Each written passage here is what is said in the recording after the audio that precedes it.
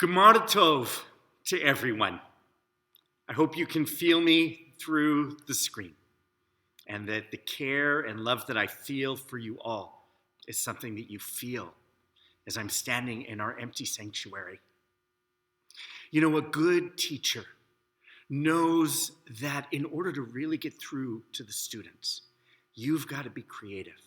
You've got to put a lot of time into your lessons. You have to be changing modalities. You have to make the learning experiential. Rabbi Yochanan ben Zakkai was just such a teacher.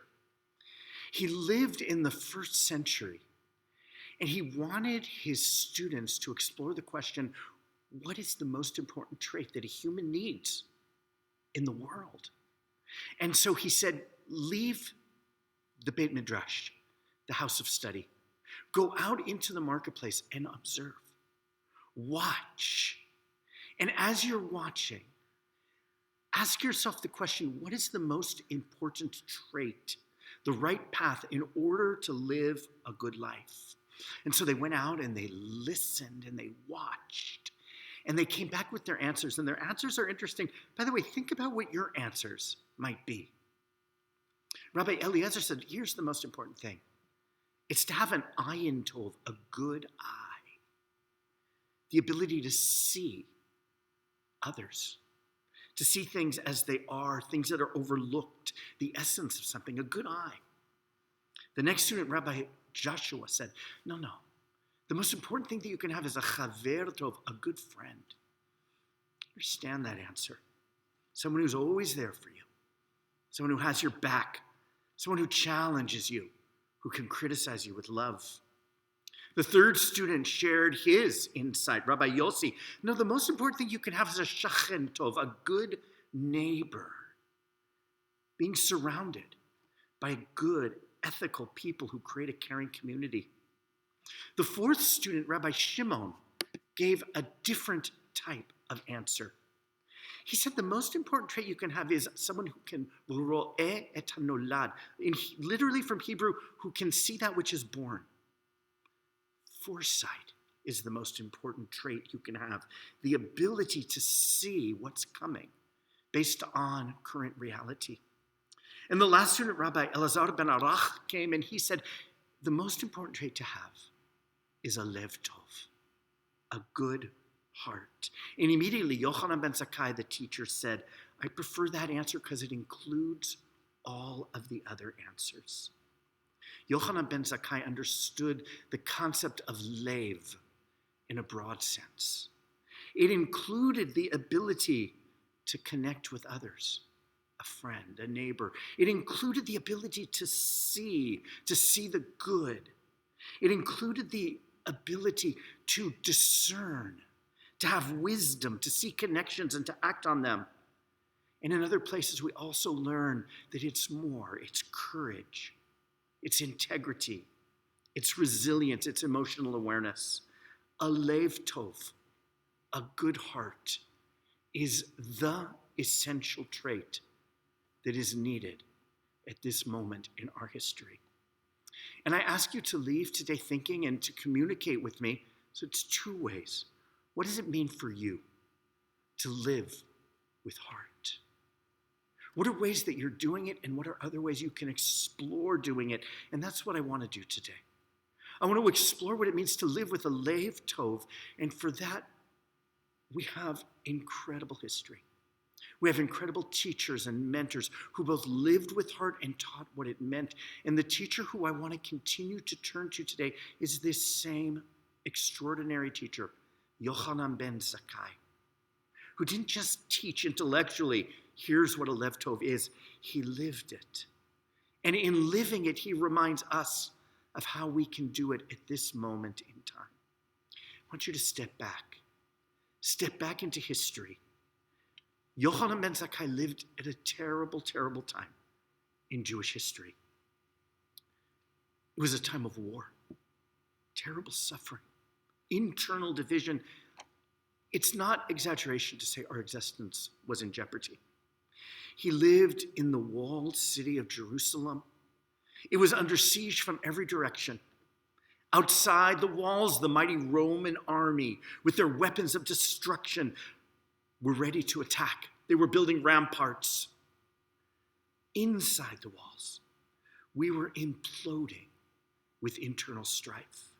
Different Jewish factions were viciously turning one upon the other. We were experiencing starvation. There was desperation. There was anguish. There was anger. All of this amidst impending attack from the Romans, who ultimately destroyed the city.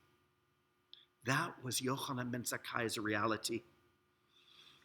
Talk about difficult times. And amidst this chaos, before the city fell, he thought there has to be another way. If a piece of lev tov is ro'et hanolad, to see what is coming and then to act based upon that insight, that may have been the brilliance of Yochanan ben Zakkai. He needed to figure out, how do I respond to this moment? And he realized he needed to escape the city. Yet that's easier said than done. He was trapped. There were Jewish guards standing at the gate of the city, not letting anyone out because everyone was supposed to be part of the rebellion. No, he couldn't just leave. And so he and his students came up with an ingenious idea. He would feign illness and death so they could take him outside in a coffin. Burial happened outside of the city walls, and they get to the gate and it is tenuous. The guards are suspicious. Let's ram a sword through the coffin to make sure the person inside is dead, this beloved teacher. No, that would desecrate his body, says his students. Ultimately, they let him pass. He barely survives. What an extraordinary risk. And he emerges from this coffin to an uncertain future. What does he do? A Lev Tov thinks things through. A Lev Tov imagines what can be. A Lev Tov holds on to hope. In an extraordinary act of chutzpah and daring, Rabbi Yochanan ben Zakkai goes to Vespasian, the leader of the Roman troops who are about to destroy our city, and he makes a request. 4 words that would change Jewish history. Ten li Yavna v'chachameha. Give me Yavna and its scholars. Yavna was a little city on the coast, and Yochanan ben Zakkai envisioned what might grow from having a place that was removed from all of this strife, a place where we could reimagine to have a Lev Tov. For us to face the moment in which we live is to have the courage to act, even when the outcome is uncertain. With Jerusalem and the temple destroyed, in Yavna, Rabbi Yochanan ben Zakkai and his students reinvented Jewish life. It may be one of the most extraordinary moments in Jewish history, 1st, 2nd, 3rd century. And I believe that to live with lev, to live with heart, is to adapt to new realities. That's what resilience is. Rabbi Yochanan and his students shift Jewish practice from what was temple-based, you bring an offering, to home, to study hall, to a new institution that was emerging, synagogue. They based themselves on things that were emerging, sacred values, things that were the foundations of Jewish life, but they accelerated the process. And some of the changes that emerged are the Judaism that we know today. Jewish life moved from temple base to home base, where holidays were celebrated, where mitzvah, sacred obligation, one to another, ethical precepts defined each and every moment, became the way that we brought God into the world rather than through offerings, prayers that were sometimes based upon the prayers that were said when the temple was standing, now find expression in a sidur, a prayer book, a machzor. Shabbat becomes something that we did together at synagogue, practiced at home. The table became the altar. Study became the way to listen to God, to learn who we were meant to be. And we watched the concept of Beit Midrash, of debate, of back and forth, of different interpretations through which we seek to bring God into the world through our behavior as the new way that we adapted. And Rabbi Yochanan's spirit of innovation, his heart which said, have the foresight to see and the ability to adapt, I believe that that is what needs to guide us right now. We too are pivoting when the world has changed in incomprehensible ways. 5781 will call upon us to pick up the mantle of innovation, of reimagining. It requires each of us to reflect how we will create a home life that's the center of Judaism.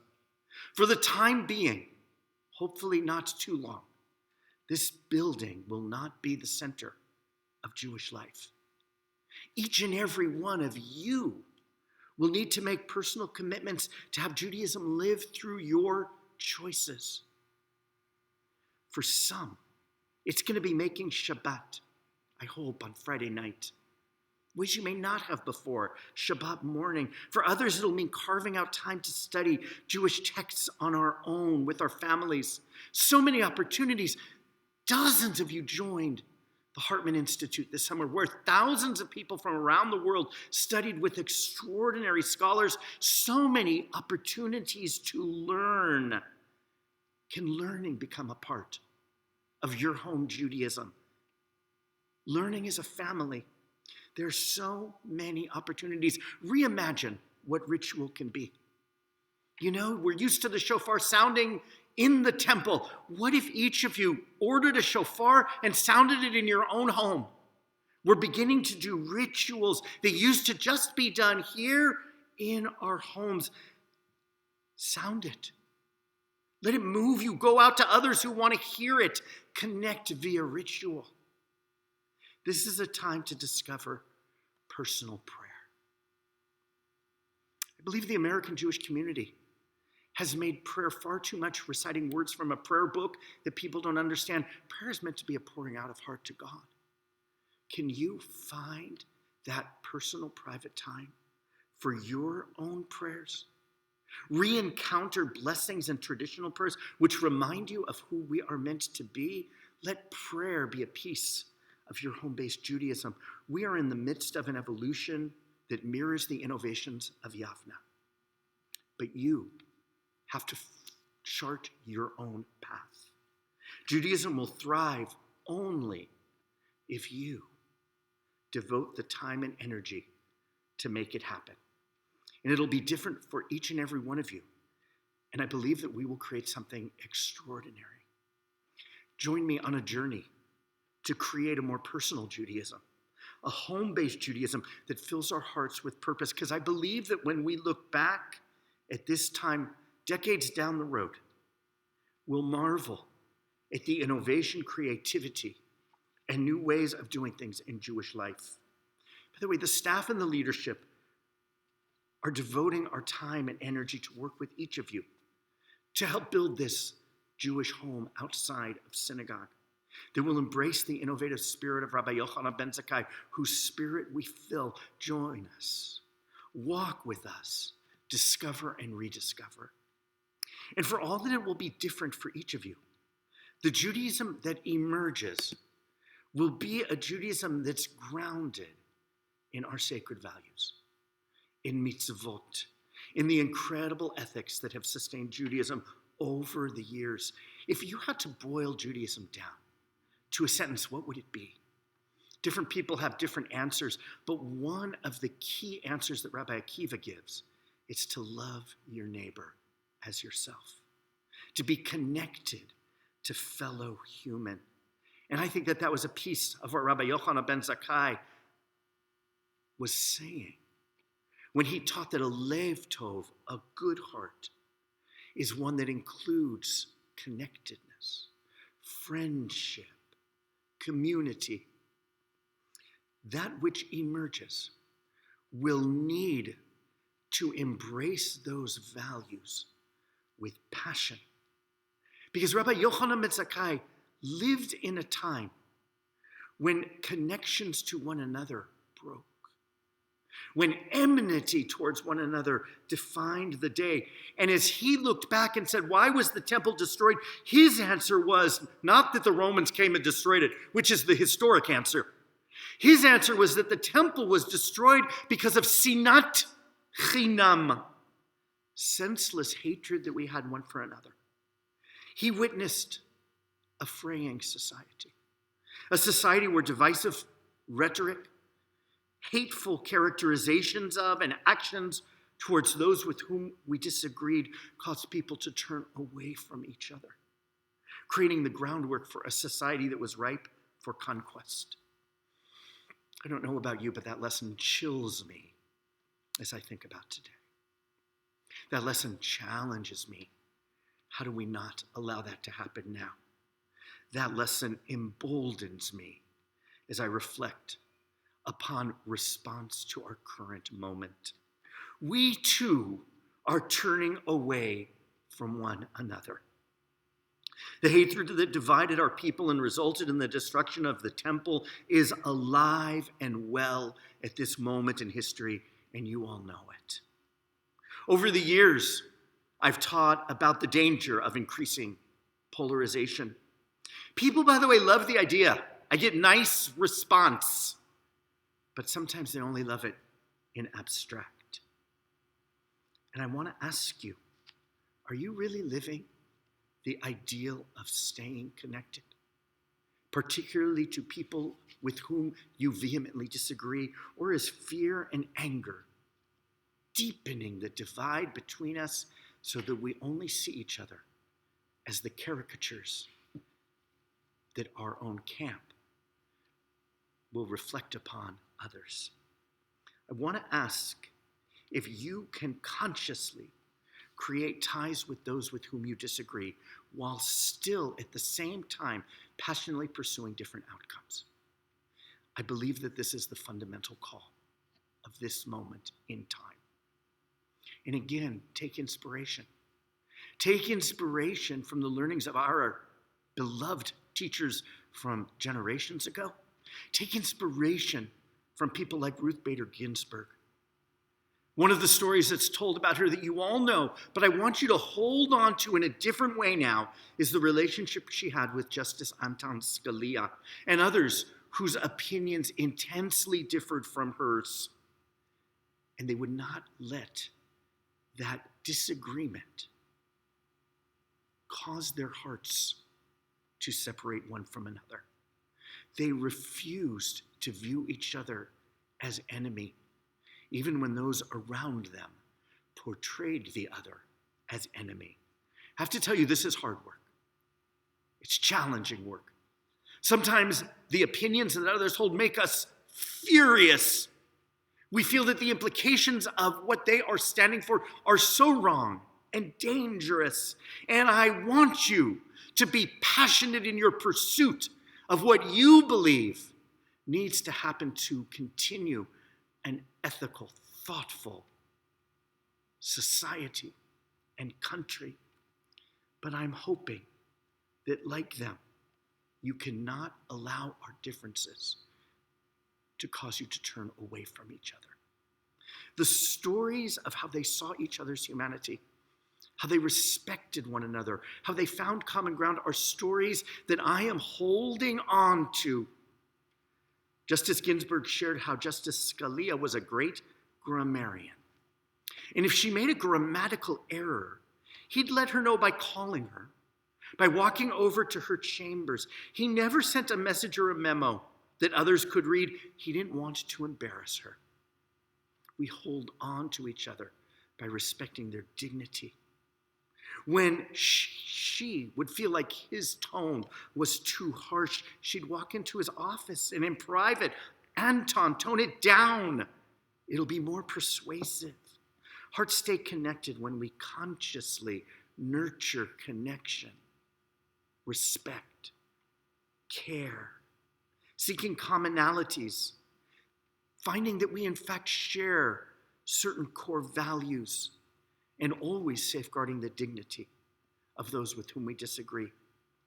Justices Bader Ginsburg and Scalia shared a reference for the Constitution. even though they read it differently. They shared a reverence for the institution that they served. They shared a love of justice. And it was everyday stuff. They both loved opera and good food, and their hearts bonded over shared meals. They trusted the morality of one another. Let them inspire us to find respect and care for those with whom we passionately disagree. It won't always be possible. Sometimes the hatred that emanates from another must simply be rejected and fought against. But that should be the exception rather than the rule. For when we accept each other and find connection and commonality, then we are living the ideals upon which this country was based. One nation under God. We, the people, in charged, angry times in which we live, and sadly, we all know that with the looming election, things can only get worse in coming days. What if each of us were voices of connection, of respect, of shared humanity? Because a different society, a different culture, a different way to do things starts with small steps. Step by step, beginning with each of us, change has the possibility to take root and to grow. Ask yourself, how will you live this? Again, hold on to your passion and your activism. These times demand activism, but at the same time, please resist the urge to demonize with broad strokes and view those with whom you disagree as foes to be destroyed. Find shared humanity, because what we need now is lev, a heart that turns one to another. Lev isn't just an attitude, it's an action. It becomes fully realized in our deeds. Listen to this story of Yochanan ben Zakkai. He and his student, Rabbi Joshua, are back in Jerusalem, walking amidst the ruins of this once beautiful city that's now destroyed. And Rabbi Joshua is in tears. He's lamenting that he'll no longer be able to be forgiven, because forgiveness comes through the offerings at the temple, and it no longer exists. How will we go on, he asks. I understand those emotions. And Rabbi Yochanan responds in a fascinating way. He says, don't lament. Because even without sacrifices, we have a way to make atonement. It's by gimilut chasadim, deeds of love, acts of kindness. A lev tov is one which responds to life, especially life's pains, fills in the gaps of what have been taken from us with chesed. I believe that the most powerful thing that we can do right now is to love and care more. One of the things I've observed in these last 6 months is extraordinary acts of kindness and heart over and over and over. For me to share those stories reminds me of the power of chesed. It is the antidote to pain and to suffering. And as I let people's stories inspire me, I think, I'm a kind person, but there are other ways that I can continue to live with kindness, and other teachings I can give that can remind us to seek kindness every single day. It's simple. It's a kind word. It's a thank you. It's a call. It could come from thinking about, what is my current reality? And how might I bring chesed to that moment? Let me give you an example of that. A friend shared a story of a congregant in his community. Her name is Sandra Walter. And Sandra is a cardiac nurse practitioner who realized that she's in the ICU, a place that's normally bustling with people, with visitors, with communication with patients, and suddenly it was quiet. All she heard was the hum of the machines that were on. There were no family members. There were no interactions with patients in terms of personal contact. It was all done through the wearing of that which separated for safety. And as she thought about that silence, and how dissonant it was for her, she began to conceive an idea of chesed. Chesed can come as we think about the places where we experience deepest pain. She started to ask family members to send in photos and stories of each patient in her unit. She then affixed the photos and the messages from families to the handles of the disposable lunch bags from the hospital and hung them by the patient's bed or outside their rooms so that all the hospital teams could learn more about who they were caring for. And the impact of this little act was extraordinary. The family members felt comforted. Their loved ones weren't just a patient hooked up to tubes. The patients became people. The people who they were before they were sick. And the medical team felt their stories. An environmental services worker read one bio about a patient who loved calypso music and came into the room and started to play some calypso. Chesed brings comfort and healing. It allows us to move through these difficult times. I want to ask you something really hard. I want to ask you to go to your places of discomfort. And as you're in those places of discomfort, ask, how might you bring chesed into that moment? We need the ripples of chesed for ourselves, for our community, for our nation, frankly, for our world. Let me give you one place where I feel this so strongly. We know that there is and will be a crisis when it comes to mental health.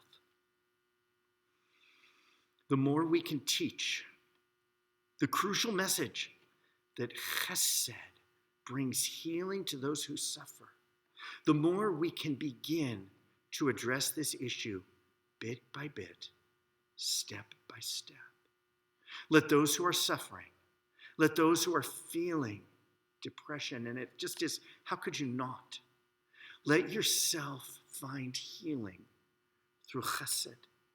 Let each and every one of us commit to deepening chesed.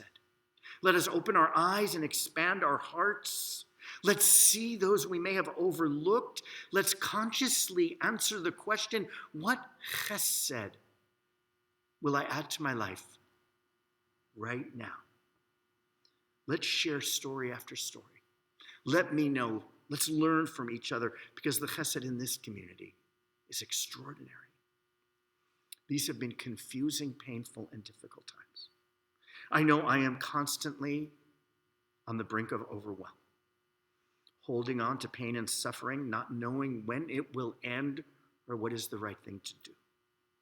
And it's at these moments that I turn to heroes like Yochanan ben Zakkai, to Justice Ruth Bader Ginsburg, and I remember that the response to this moment is Lev.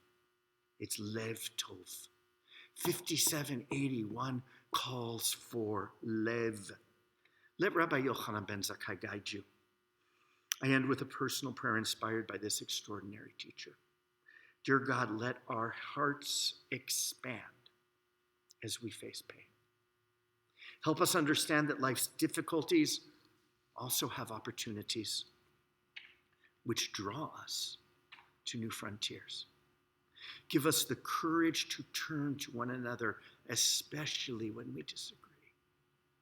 Help us find the ability to bring our sacred values to life, creating change, justice, equity, and healing.